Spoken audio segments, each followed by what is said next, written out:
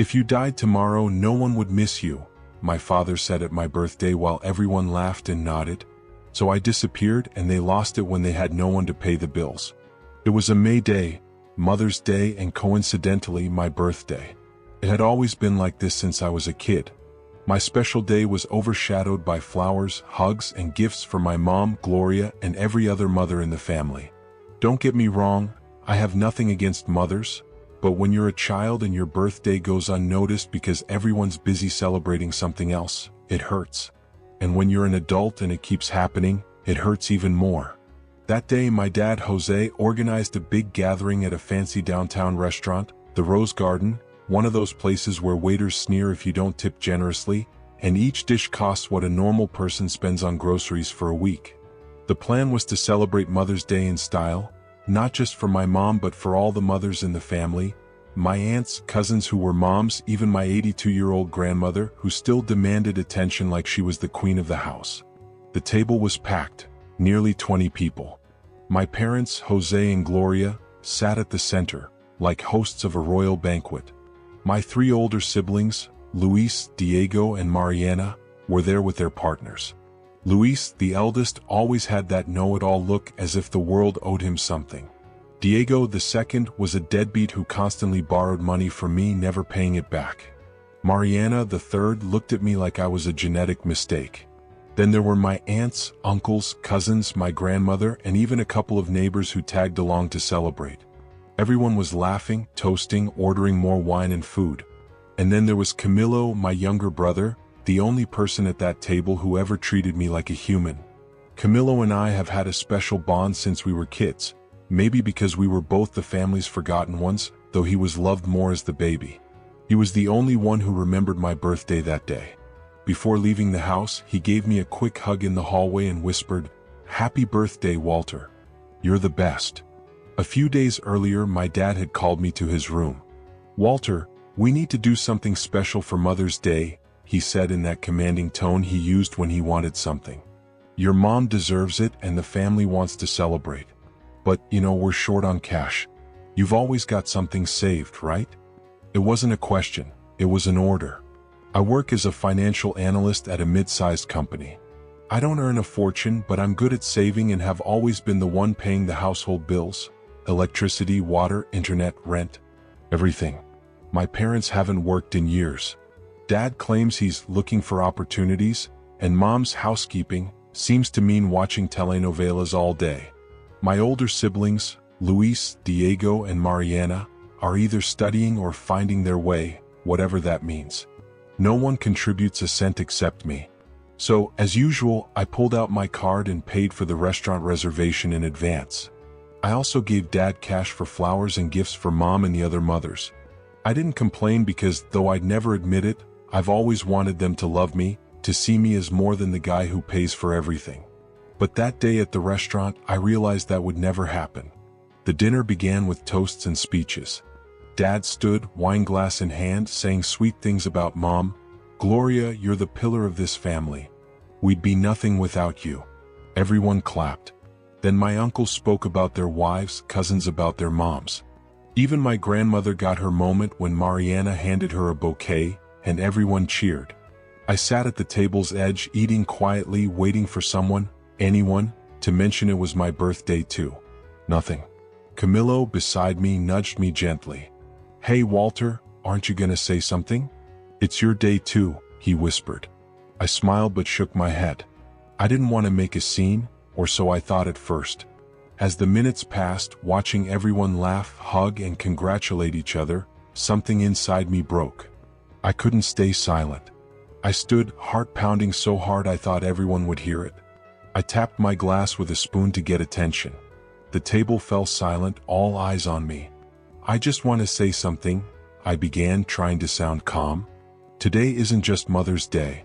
It's also my birthday." An awkward silence followed. Some exchanged glances, others looked down. Mom made a face like she'd remembered something annoying. Dad, though, let out a dry laugh. "Wow, Walter, we didn't even remember that," he said as if it were a joke. "We're here for something more important than celebrating another year of a loser like you." The table erupted in laughter. My siblings, uncles, cousins, all of them like Dad had told the joke of the year. My grandmother even clapped as if she agreed. The floor felt like it was crumbling beneath me. My hands shook, my face burned with shame. But Dad wasn't done. He looked me in the eyes with that contemptuous expression he always used and said, "Look, Walter, let's be clear. If you died tomorrow, no one here would miss you. So don't make a drama about your birthday, okay?" More laughter. More applause. I felt the air leave my lungs. I scanned the table for a friendly face but saw only mocking smiles, except one. Camillo beside me had tears in his eyes. He stood, hugged me tightly, not caring what anyone thought, and whispered, "Don't listen to them, Walter. You're worth so much." That hug was the only thing that kept me from collapsing. The rest of the dinner was a blur. I sat, ate in silence, and pretended nothing was wrong. But inside, something had shifted. As I watched my family toast, laugh, and spend my money, I made a decision. If they truly believed they wouldn't miss me, I'd prove how wrong they were. I wouldn't just disappear. I'd make them feel my absence in every corner of their lives. I wanted to see their faces when they realized they were nothing without me. That night, back home, I locked myself in my room and started planning. It wouldn't be impulsive. I wanted it to be perfect. I whispered to Camillo, ensuring our parents couldn't hear, and told him my plan. I'd leave the house without a word, but first we'd install a hidden camera in the living room, one that streamed live to my phone. I wanted to see their reactions when they realized I was gone. I also asked him to record anything significant with his phone. Camillo, though worried, nodded. "I've got your back, Walter. But promise you won't forget me," he said. I promised I'd soon bring him to live with me, but first I needed to do this. I needed to feel in control for once. The next few days I got everything in order. I found a small but decent apartment across town, transferred my savings to a new account my parents couldn't touch, and canceled the automatic bill payments for the house. Most crucially, Camillo and I installed a security camera with an internet connection, hidden behind a vase in the living room. No one would notice it, but I could see and hear everything. The day I left, I felt no sadness or fear, just an eerie calm, like I was making a decision just for me for the first time in years. I left a short note in my room, nothing dramatic. "I'm gone. Don't look for me." I hugged Camillo, told him to stay safe, and promised we'd be together soon. Then I closed the door and didn't look back. I had no idea what would come next, but one thing was certain. My family was about to learn a lesson they'd never forget. The first night in my new apartment was strange. It wasn't luxurious, just a small place in a simple building across town with a living room, tiny kitchen, bathroom, and a bedroom with a window facing an alley. But it was mine. For the first time, I had a place where no one would ask for money, sneer at me, or remind me I was worthless. Sitting on a second-hand mattress, lit by an old lamp, I felt something I hadn't in years. Peace. But I won't lie, there was a knot in my chest. Despite wanting to hate my family, part of me wished someone, anyone, had noticed I was gone, that Mom had seen my note, that Dad had asked where I was, that Luis, Diego, or Mariana felt a void at breakfast. But no. No calls, no texts. My phone was silent except for one message from Camillo that night. "All good, Walter. Camera's working. No one's mentioned you. Miss you?" That gave me strength. Camillo was my anchor, the reminder I wasn't entirely alone. I replied, "Thanks, little guy. Stay strong. You'll be here with me soon." I opened the camera app. The image was clear. My parents' living room with the old couch where Diego sprawled to watch TV, the table where Mom left her magazines, and the vase hiding the camera. A few days later, they started feeling my absence. I was eating a sandwich in my apartment, watching the camera, when Dad walked in, annoyed, holding an envelope, probably a bill. He sat on the couch and called Mom. "Gloria, come here," he said in his usual commanding tone. Mom appeared, wiping her hands on a rag. "What's up, Jose?" Dad opened the envelope. "It's the electric bill. Due in a week. Where's Walter? He always handles this." Mom frowned. "I don't know, Jose. I haven't seen him since Sunday. I think he left a note in his room, but I didn't read it." Dad snorted. "Go get it then. This isn't paying itself." Mom returned with my note. "I'm gone. Don't look for me." She read it aloud, and for the first time, I saw a flicker of worry on Dad's face. "What's this? He's gone? Where?" Mom shrugged. "Probably at a friend's. He'll be back. He always comes back." I laughed alone in my apartment. "He always comes back?" "Not this time, Dad." It got better. Dad went to the kitchen, opened the fridge, and let out a frustrated yell. "Gloria, there's nothing here. What are we eating?" Mom looked at the empty fridge and mumbled, "Walter always bought the food," as if just realizing it. Dad, furious, snapped, "Well, he'd better show up. We can't live like this." The house descended into chaos. At first, they barely noticed I was gone, but when the fridge emptied, the internet was cut off and bills piled up, reality hit. Camilo kept me updated, his videos like episodes of a telenovela where my family were the villains, and I, though I didn't see myself as one, was the hero. A key video came a month after I left, captured by the hidden camera. Dad, furious, held a stack of bills, yelling, "This is unacceptable. Electricity, water, rent, all overdue. The landlord gave us 2 weeks to pay or he'll evict us. Where's Walter? Someone needs to find him." Mom on the couch wrung her hands. "Jose, I told you he's not answering his phone. I don't know where he is. What if something happened?" Dad sneered, "Don't start, Gloria. If something happened, it's his problem. But I'm not letting us get kicked out because of him." That night, the camera caught a scene I'll never forget. Dad paced the living room, phone in hand, leaving a voicemail since I wasn't answering. "Walter, it's your father.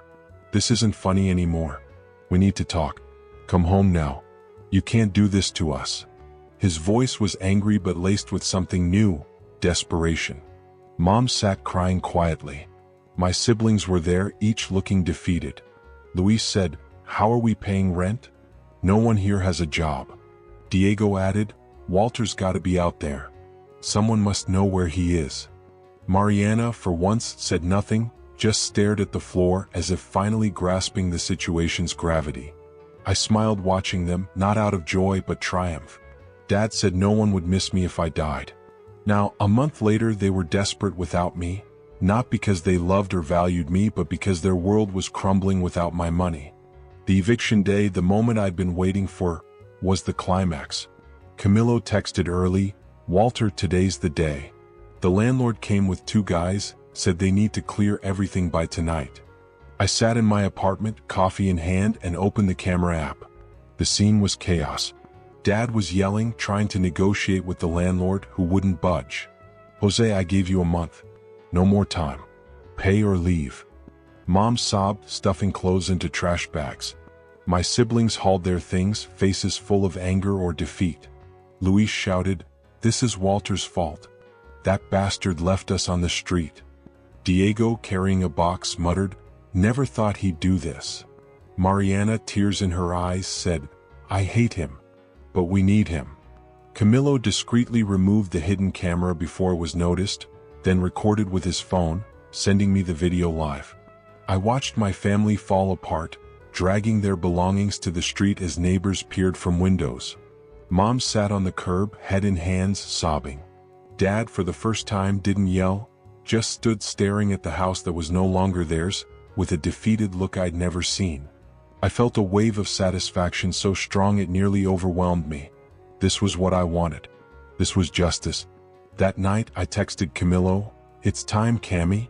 Come to the apartment. You deserve to be here." I sent the address and told him to bring what he could. He arrived hours later with a backpack and a shy smile. "You did it, Walter," he said, hugging me. "You taught them a lesson."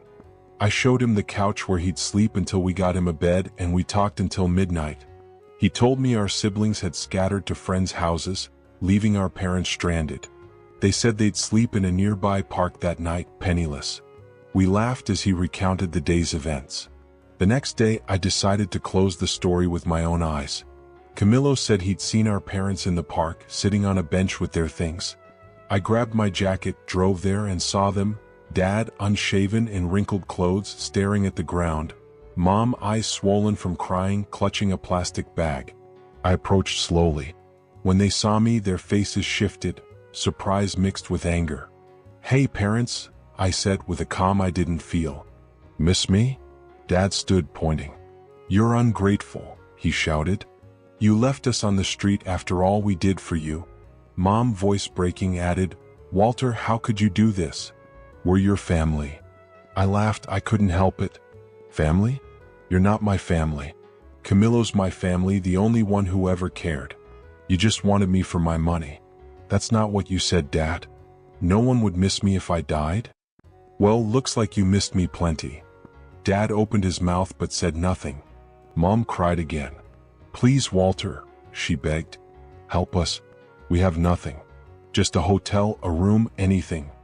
I looked at their faces, the same ones that laughed at me on my birthday, and felt cold calm.